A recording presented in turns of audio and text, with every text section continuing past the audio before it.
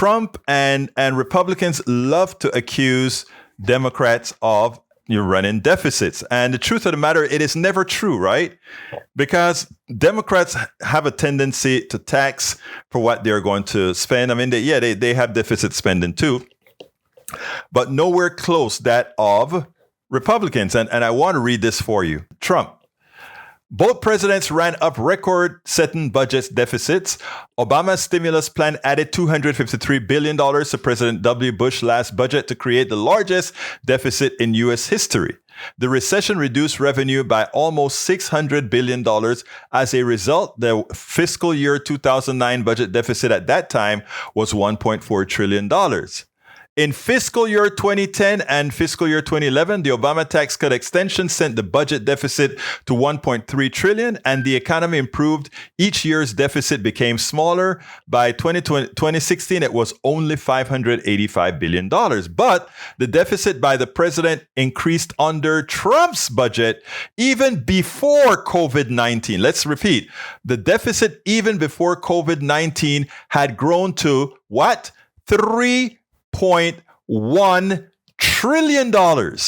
Not Obama's $1.3 trillion, but $3.1 trillion in 2020. That's a fact. That's something that you can research and find. Looking at debt by president provides a better gauge of government spending. Trump betrayed his campaign promise to eliminate the debt. Trump's plan to reduce the debt relied on increasing economic growth to 6%. Like most Republicans, he believed tax cuts could spur the level of growth. Still, the data shows that Trump's tax cuts did not reduce the debt or the deficit even before the pandemic hit. Trump promised to cut waste, but some of his strategies fall under the 5 myths on cutting government spending. These include cutting foreign aid, increasing defense spending to boost growth, and cutting entitlement programs. Research shows these aren't the most effective ways to cut spending or boost the economy. And in that light, we know now that Republicans are much more debt-driven, inefficient, etc. All right, so that is the article, and I have that linked in here. It will be inside of the blog. The most important thing that I wanted to talk to you about today was the following. And it starts, Democrats or Republicans, which is better for the economy? Let's look at how the parties' platforms are defined as far as what they believe economically. Which party is better for the economy? What do Democrats believe? Economic policies benefit low-income and middle-income families. Argue that reducing income inequality spurs economic growth. People are more likely to spend than save and invest. Support Keynesian economic theories that government should spend their way out of recession.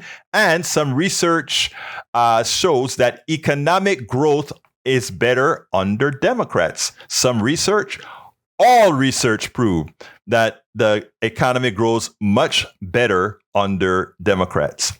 What does Republicans stand for? Advocates for supply-side economics that primarily benefits businesses and investors.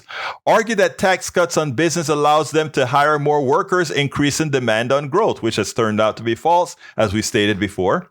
Support the pursuit of prosperity without government interference. Of course, they don't want the government because they don't want regulations to stop them from harming people.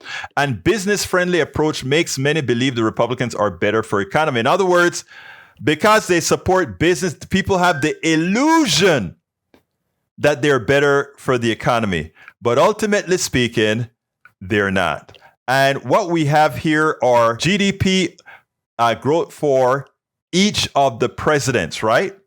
And when we take a look at the chart, and I have the chart, these are numbers that's all verifiable. Look at the presidents now. 184% increase under Roosevelt.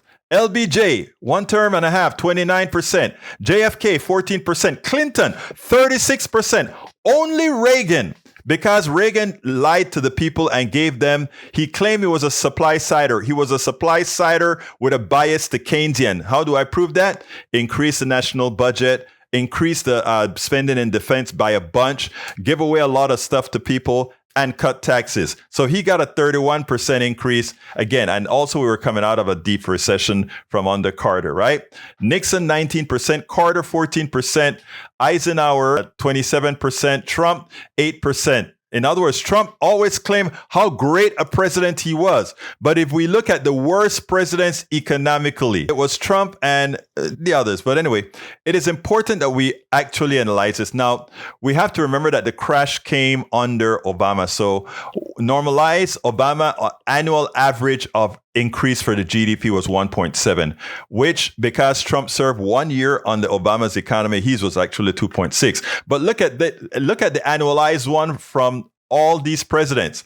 The first one, Roosevelt. Second one, LBJ. Third one, JFK. Fourth one, Clinton. All Democrats.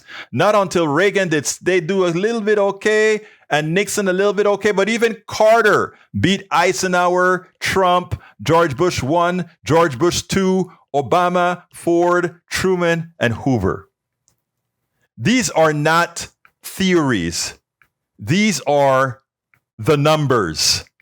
So if we go further into the analyses, the lie that you're hearing on TV constantly about how good the Republicans are for the economy, or that the Republicans do better for the economy, is nothing more than a lie.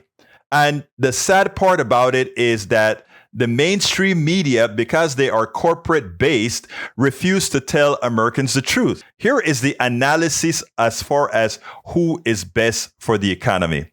The party that's actually best for the economy. Many analyses look at which party is best for the economy. A study from the National Bureau of Economic Research found that Democratic presidents since World War II have performed much better than Republicans. On average, Democratic presidents grew the economy by 4.4% each year versus 2.5% for Republicans.